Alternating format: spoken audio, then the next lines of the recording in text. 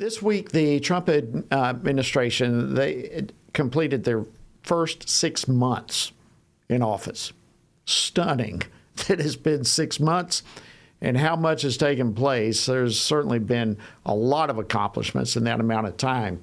But among some of the most notable accomplishments, if you will, has to at least include border security. The Trump administration has been cleaning up the security and humanitarian crisis that was created by the former administration's open border policies.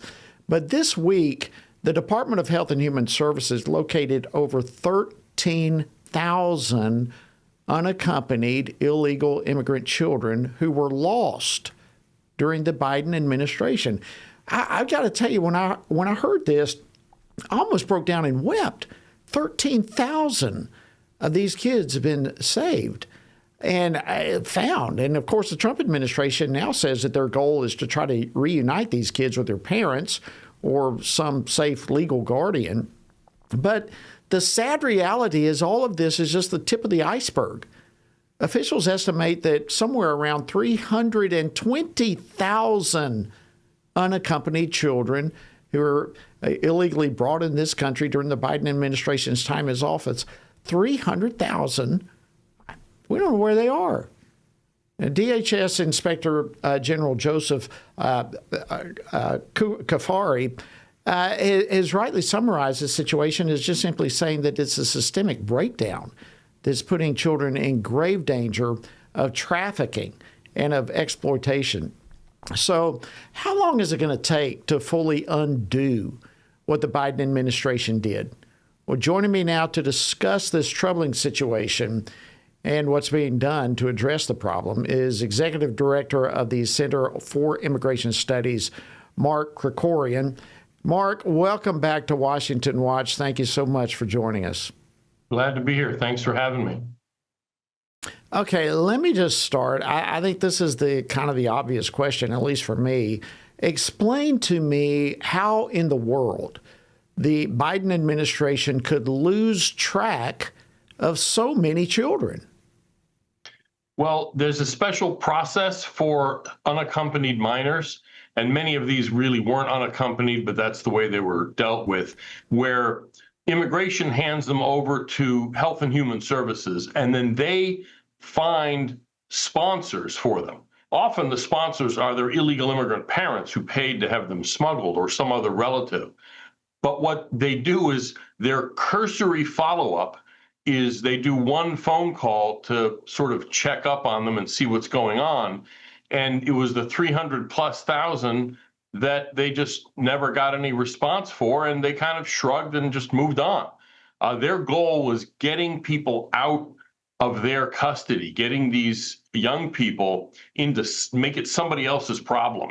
And so most of them probably were delivered legitimately to either family members or parents, but thousands of them, probably tens of thousands, were kind of pushed out the door fast so that they gave them to people who pretended to be their fathers, and they weren't, to multiple kids, teenagers, most of them, multiple ones, to the same person. Obviously, there's something going on here. And that's why this drop in the bucket, it's less than 4 or 5% that they found so far of those who were lost. Out of those, they've made more than 400 arrests of these so-called sponsors. So there are thousands probably of people out there who just had an easier time in picking up one of these unaccompanied illegal alien kids from the Biden administration than you would have to go and adopt a dog at the pound. Wow. So what is the process? You said, I guess, how do these kids get here to start with? But once they're here, what has been the process for vetting these child sponsors? It doesn't sound like there's been much of a vetting process in place. No, they do something. There's cursory vetting of proposed sponsors, but it's especially under Biden and the HHS Secretary, Javier Becerra. Their objective was get people out of the shelters that HHS had them in. And if that meant they had to cut some corners and not do due diligence, basically proper vetting, that was okay, because job one was reducing the number of these people in their custody.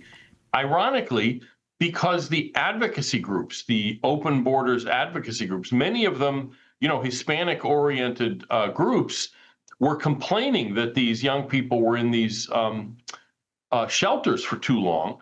But the result was some significant number of them ended up being handed over to traffickers, or, even worse, who knows what. Yeah, so a great point there. Do we have any idea the percentage of kids that we're discussing here have been trafficked? Is there any clue or any way to track that? No, we don't know yet. I mean, coming up with some kind of estimate would be hard. We do know, though, there's a lot of it.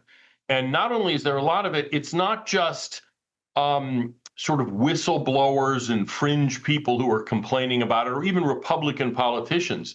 The New York Times did a series of stories on these so-called unaccompanied minors who were working, like, 13, 14-year-olds working in dangerous factories, doing graveyard shifts, working overnight around, dangerous equipment. So the New York Times acknowledges it. This isn't some kind of partisan thing. This is a real problem that the Biden administration just didn't care about. All in the name of just moving people quickly through the system rather than making sure these kids are safe. So evidently, it sounds as though there have been some changes that the Trump administration has made. I mean, we're seeing 13,000 here in just the last few days who have been found. What changes have been made, and what additional changes do you think needs to continue, or additional changes that need to be made to stop all this? The first thing is that because the border is, I won't say totally shut down, but dramatically more under control than it has been, there's just not that many new so-called unaccompanied teenagers coming across the border to deal with. So what the administration has to do now is try to clean up as much of the mess that Biden created as possible. And there are some things that really only Congress can do, because there's a special status, a legal status for an unaccompanied minor, and that's become something that smugglers use.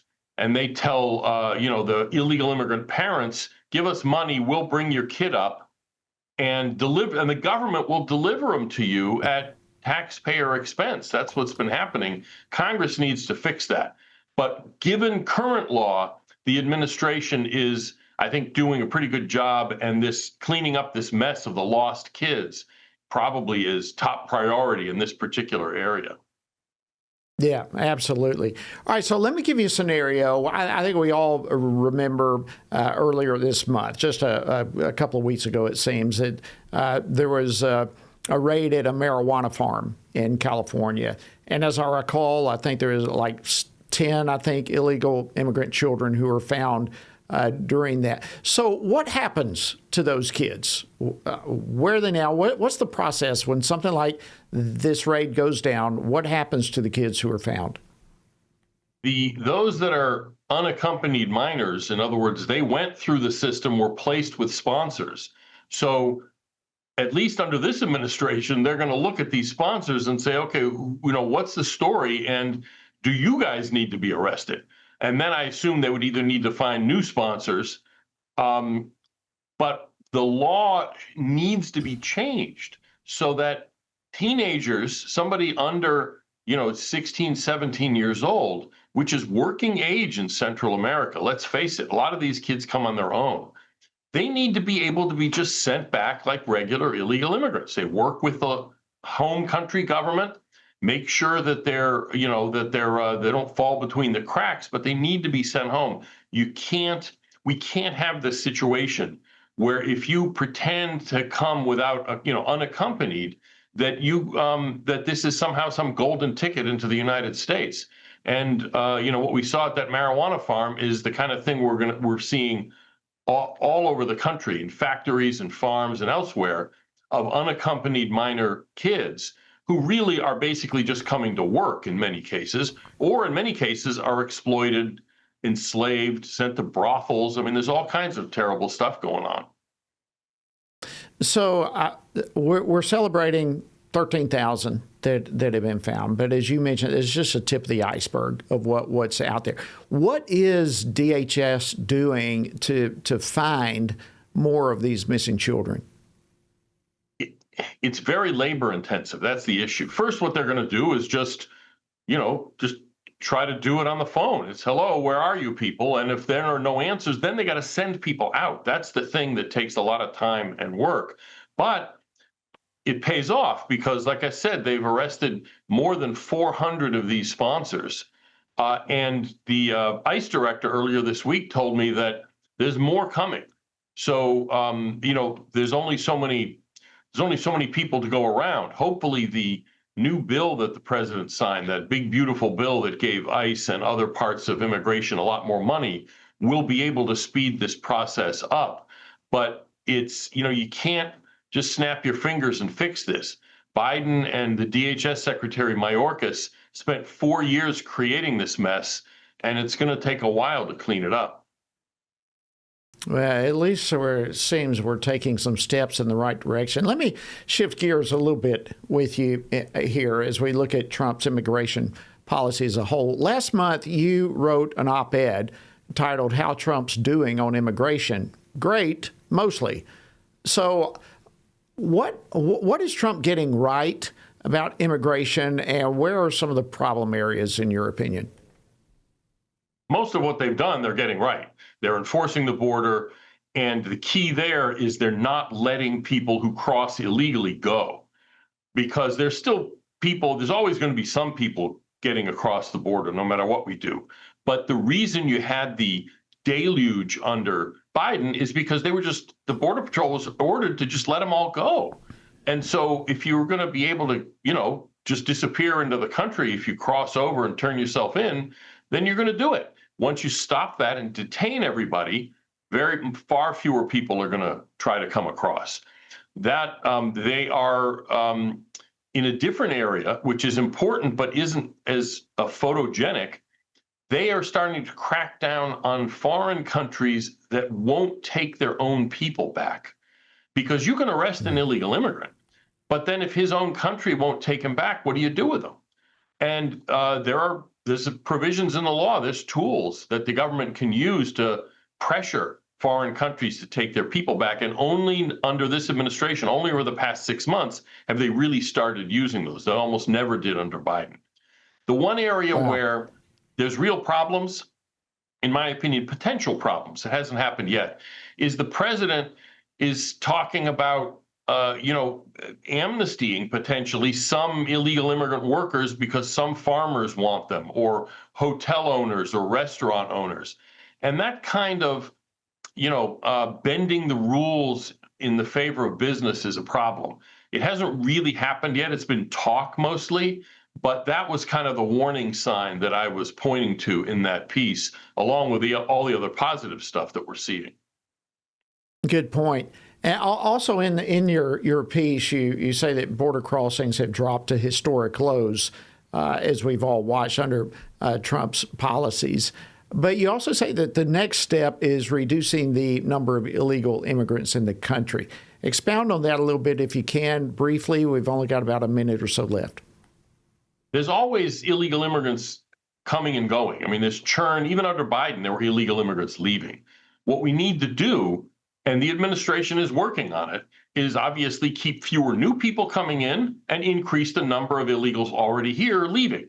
They're doing that through stepped up ICE deportations, but they also are trying to incentivize and have some success in getting self-deportations. In other words, people to pack up and leave before they get arrested, so they don't have to get arrested. They can go back, on their own terms, pack up their stuff in a dignified way and go home. The administration is trying to create incentives to do that, some carrot and some stick.